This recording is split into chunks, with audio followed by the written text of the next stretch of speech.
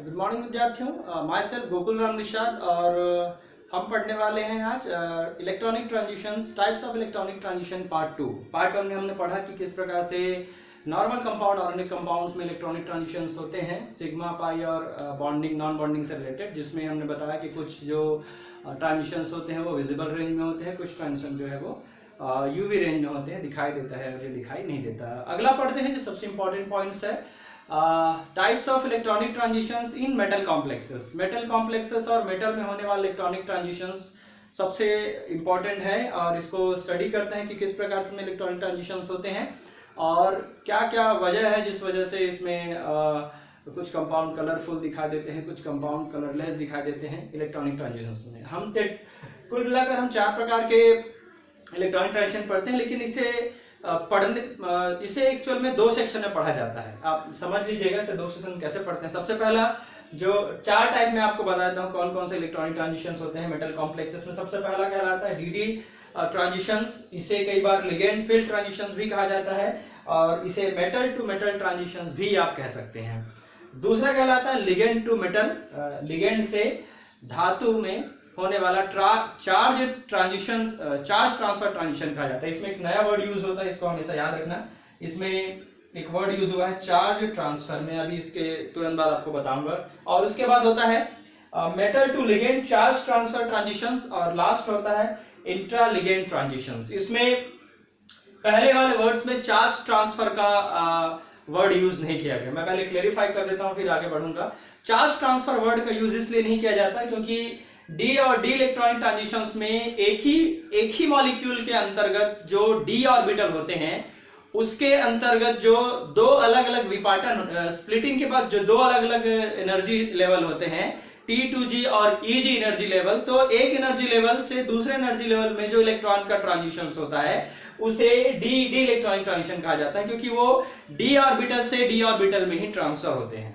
पहला इसका कारण डी से डी ऑर्बिटल में होता है। दूसरा इसे लिगेंड फील्ड ट्रांजिशन इसलिए कहा जाता है क्योंकि T2G से EG के बीच का जो रेंज होता है इस विपाटन का कारण होता है लिगेंड के आना। अगर लिगेंड वहां पे इंटर नहीं करता है तो उसमें स्प्लिटिंग नहीं होती। इसका मतलब T2G से लेकर EG तक के बीच का पूरा रेंज जो है वो लिगेंड फील्ड कहलाता है। लिगेंड फील्ड क्योंकि उसी जगह पे कौन आने वाला है, लिगेंड आने वाला है। लिगेंड का इसमें योगदान अप्रत्यक्ष रूप रहता है, इनडायरेक्ट रहता है। डायरेक्ट इस ट्रांजिशन में उसका योगदान नहीं रहता है, मतलब पूरे ट्रांजिशन में आपको लिगेंड कहीं नजर नहीं आएगा। लेकिन जिसने एरिया में इलेक्ट्रॉन का ट्रांजिशन होता है उसे लिगेंड फील्ड कहा जाता है, इसलिए इस ट्रांजिशन का नाम क्या हो जाता है, लिगेंड फील्ड ट्रांजिशन कहलाता है। और तीसरा इसी को मेटल टू मेटल इसलिए कहा जाता है क्योंकि ये मेटल के अंतर्गत होने वाले इलेक्ट्रॉनिक ट्रांजिशंस होते हैं। आप ऐसा इसलिए दूसरे एंगल से मत सोचिएगा कि एक मेटल से दूसरे मेटल में होता है, वो बहुत नेग्लिजिबल रहता है, लगभग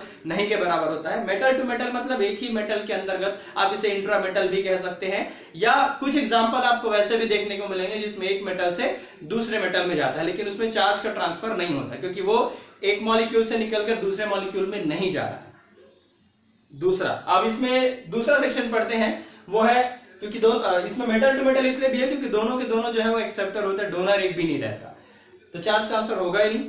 अगला कहलाता है लिगेंड टू मेटल, जिसमें वर्ड यूज होता है चार्ज ट्रांसफर। तो आप याद रखिए, लिगेंड से जब कोई लिगेंड के ऑर्बिटल से, मॉलिक्यूलर ऑर्बिटल से जब कोई इलेक्ट्रॉन निकलकर मेटल के मॉलिक्यूलर ऑर्बिटल में पहुंचेगा या वैलेंस ऑर्बिटल में जब पहुंचेगा तो इलेक्ट्रॉन के साथ साथ चार्ज भी क्या होता है, ट्रांसफर होता है। ये मान के चलिए जैसे आपने कॉम्प्लेक्स बनाने से पहले आपने मान लो कोई लिगेंड यूज किया है जो माइनस चार्ज का है, तो जब वो मेटल के पास जाएगा तो मेटल के पास जो प्लस चार्ज रहेगा और इसका जो माइनस चार्ज रहता है वो दोनों न्यूट्रल हो जाते हैं क्योंकि अपना चार्ज जो लिगेंड है उसने किसको दे दिया है, मेटल को दे दिया है, तो उसने चार्ज को क्या किया, ट्रांसफर किया। तो आपको याद रखना पड़ेगा ligand to metal charge transfer में लिगेंड ना केवल इलेक्ट्रॉन देता है बल्कि चार्ज का भी क्या करता है, ट्रांसफर करता है, इसलिए इसे ligand to metal charge transfer transitions कहा जाता है। उसके बाद दूसरा आता है metal to ligand. Metal to ligand में मेटल से इलेक्ट्रॉन जो है वो लिगेंड की तरफ जाएगा, ये बहुत कम होता है, बहुत कम बार होता है। तो मेटल से जब लिगेंड की तरफ जाएगा, इसे हम बैक बॉन्डिंग में पढ़ते हैं, शायद आपको याद होगा, बैक बॉन्डिंग जब पढ़ते हैं मेटल से लिगेंड में जब बैक बॉन्डिंग होती है, कार्बोनिल कंपाउंड में ऐसा होता है साधारणतः, या कुछ स्पेसिफिक प्रकार के एग्जांपल आपको कार्बोनिल कंपाउंड में इसलिए क्योंकि आपको मेटल कार्बोनिल पढ़े हुए तो आपको याद होगा कि मेटल से कार्बोनिल की तरफ एक बैक बॉन्डिंग होती है जिसमें मेटल जो लिगेंड रहता है उसे इलेक्ट्रॉन दे रहा होता है। तो ऐसे केसेस में वो मेटल से जो चार्ज है, इलेक्ट्रॉन के साथ साथ चार्ज भी किधर जाएगा, आपका लिगेंड की तरफ जाएगा, तो इसे metal to ligand charge transfer transition कहा जाता है। और अंतर लास्ट कहलाएगा इंटर लिगेंड ट्रांजिशन या इंट्रा लिगेंड ट्रांजिशन, क्या एक लिगेंड से दूसरे लिगेंड में होने वाला इलेक्ट्रॉनिक ट्रांजिशन। तो आप चलिए आगे डिटेल पढ़ते हैं। सबसे पहले कहलाता है आपका डी ट्रांजिशन, या जिसको हमने लिगेंड फील्ड ट्रांजिशन कहा, या जिसको हमने मेटल टू मेटल ट्रांजिशन या इंट्रा मेटल ट्रांजिशन कहा जाता है। सबसे पहला कि इसके पास जो T2G और EG में जो स्प्लिटिंग होता है, जो आपको पता होगा T2G और EG ऑर्बिटल होते हैं D में, तो इसमें जब स्प्लिटिंग होता है तो स्प्लिटिंग के बाद ऑक्टेहेड्रल कॉम्प्लेक्सेस में T2G नीचे होगा और EG ऊपर होगा। यही टेट्राहेड्रल में T2G ऊपर चला जाएगा और EG नीचे आ जाएगा। इसका मतलब जब लिगेंड आने वाला है तो इसमें स्प्लिटिंग इस प्रकार से हुआ है। इतने ही एरिया में जो एनर्जी चाहिए इलेक्ट्रॉन को यहां से लेकर यहां तक ट्रांसफर होने में, वो बहुत कम एनर्जी की जरूरत पड़ती है। कम एनर्जी जरूरत होने के कारण ये IR रेंज में भी आता है।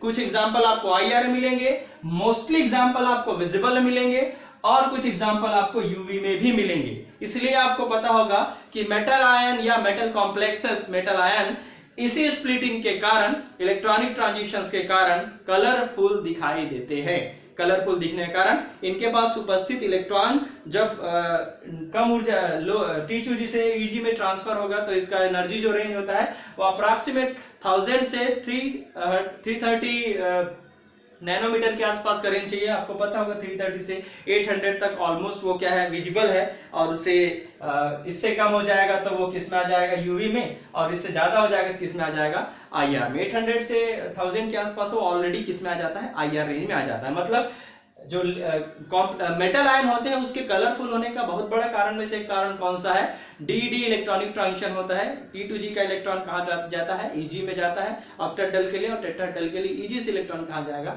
T2G में जाता है। इसलिए ये कैसा नजर आएगा आपको, ये कलरफुल नजर आता है। आप इसे इस प्रकार से भी, ऊपर अगर नीचे नहीं दिखाई दे रहा होगा आपको तो मैं बता देता हूँ, EG से T2G में इलेक्ट्रॉनिक ट्रांजिशन होता है, इसे आप डी इलेक्ट्रॉनिक ट्रांजिशन कह सकते हैं। यहां से इलेक्ट्रॉन कहा जाएगा, EG में जाता है। ठीक है, ये पहला कहलाएगा। दूसरा ये कि CFT और LFT, क्रिस्टल फील्ड थ्योरी और लिगेंड फील्ड थ्योरी, इस प्रकार के जो ट्रांजिशंस होते हैं उसको एक्सप्लेन करता है, आप पहले पढ़ चुके होंगे।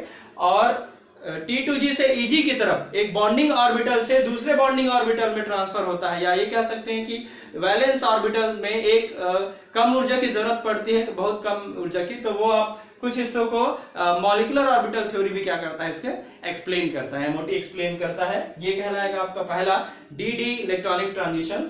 दूसरा कहलाएगा ligand to metal charge transfer transition. Metal से लिगेंड की तरफ हो रहा है, इसका मतलब ये होगा, जैसे एक एग्जांपल हमने यहाँ पे बना दिया है, इसमें मैंने एक तरफ मेटल रखा हुआ है, एक तरफ आपको लिगेंड शो किया है। मेटल और लिगेंड के बीच MOT का डायग्राम है, इसका मतलब ये CFT और LFT के थ्रू आप इसे नहीं समझा सकते, आपको इसे मॉलिक्यूलर ऑर्बिटल थ्योरी की मदद लेनी पड़ेगी समझाने के लिए। तो पहला आपको दिखाई दे रहा होगा मेटल से लिगेंड के बीच में, याद रखिएगा मेटल से लिगेंड के बीच का इलेक्ट्रॉनिक ट्रांजिशन होने वाला है, तो लिगेंड से मेटल की तरफ जा रहा है। तो अब ये मान के चलिए कि जो कम ऊर्जा के जो ऑर्बिटल्स हैं, कम ऊर्जा के जो ऑर्बिटल्स कौन होते हैं, आपको याद होगा जो बॉन्डिंग मॉलिक्यूलर ऑर्बिटल होते हैं वो कम ऊर्जा के ऑर्बिटल होते हैं। तो कम ऊर्जा के ऑर्बिटल अभी फिलहाल किसके पास होंगे, लिगेंड के पास होंगे, और इसलिए उसके पूरे इलेक्ट्रॉन किसमें होते हैं, लिगेंड में होते हैं। फिलहाल अभी लिगेंड में है, कम ऊर्जा का ऑर्बिटल है। जब इलेक्ट्रॉनिक ट्रांजिशन होना होगा तो यहां से इलेक्ट्रॉन को कहां ट्रांसफर होना होगा, मेटल में। दो जगह जाना होगा, या तो यहां से ये यहां जाएगा, या तो यहां से यहां जाएगा। तो आपके लिए पहला ट्रांजिशन कौन सा होगा, आपको सिग्मा टू एन होगा। पहला ट्रांजिशन सिग्मा टू एन के बीच होगा। सिग्मा टू एन के बीच पहला ट्रांजिशन होगा, एन मतलब नॉन बॉन्डिंग ना, सिग्मा टू एन के बीच होगा, मतलब लिगेंड से मेटल की तरफ पहला ट्रांजिशन जो होगा वो ऑलमोस्ट थोड़ा सा आप मान सकते हैं कि ये यूवी रेंज में आने वाला है, यूवी रेंज के आसपास का रहता है, विजिबल से बहुत नियर रहता है, आपको बिल्कुल दिखाई नहीं देगा नॉर्मल ऑल रिएक्शन।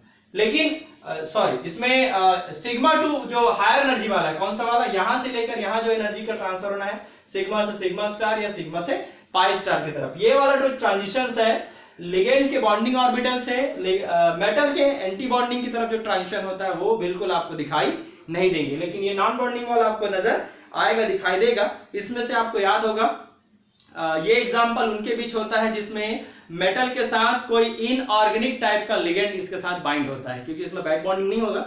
तो इनऑर्गेनिक में एग्जांपल आप ले सकते हैं, जैसे एग्जांपल में आयरन के साथ जब वाटर का मॉलिक्यूल ऐड होता है, जैसे एग्जांपल आप ले सकते हैं आयरन का, आयरन के Fe3+ के साथ वाटर मॉलिक्यूल और OH मॉलिक्यूल जो है अटैच होता है, उसमें जुड़ता है।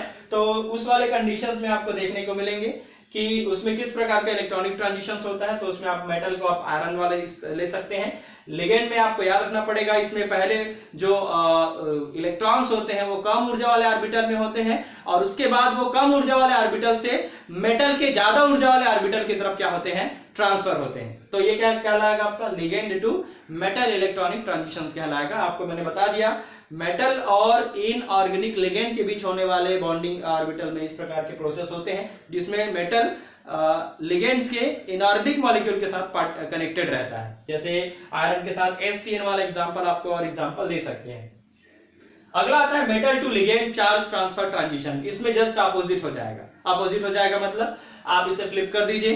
फ्लिप करने का मतलब ये है कि इसमें जो हायर एनर्जी वाले जो ऑर्बिटल होते हैं, हायर एनर्जी वाले ऑर्बिटल मतलब कौन सा वाला, लिगेंड वाला, ये किसके नियर ज्यादा रहेगा, लिगेंड के ज्यादा नियर रहेगा। ऐसी सिचुएशंस में जब मेटल के पास इलेक्ट्रॉन जो होते हैं वो सिग्मा बॉन्डेड होते हैं, आप इसे ऑलमोस्ट ये मान के चल सकते हैं, ये इस प्रकार से रहेगा, ये मेटल वाला, और लिगेंड वाला एंटी बॉन्डिंग में चला जाएगा। ये आप मान सकते हैं। इसमें इस प्रकार के केसेस आपको देखने को मिलेंगे जिसमें मेटल का इलेक्ट्रॉन जो होता है, मेटल का इलेक्ट्रॉन उसके बॉन्डिंग मॉलिक्यूलर ऑर्बिटल में होता है, और वहां से बॉन्डिंग या बॉन्डिंग मतलब सिग्मा या पाई वाला, तो वहां से वो इलेक्ट्रॉन जाना किधर की तरफ, लिगेंड की तरफ।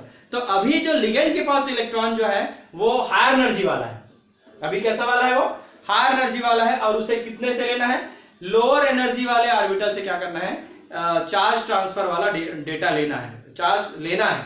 तो ये जस्ट किससे अपोजिट होता है, ligand to metal charge transfer just opposite आता है। इसमें आपको जो एग्जांपल मिलेंगे मेटल और कार्बोनिल वाला एग्जांपल मिलेगा, जिसमें मेटल से इलेक्ट्रॉन किधर जाता है, कार्बोनिल के कार्बन की तरफ जाता है। इसमें मेटल डायरेक्ट किसी कार्बन से अटैच होता है, उसको आप याद रखिएगा। मेटल टू कार्बन के साथ कनेक्टिविटी, बैक बॉन्डिंग वाला जो एग्जांपल मिलेगा उसमें मेटल से चार्ज ट्रांसफर की तरफ रहेगा। ये जस्ट लिगेंड टू मेटल से क्या रहेगा, अपोजिट रहेगा।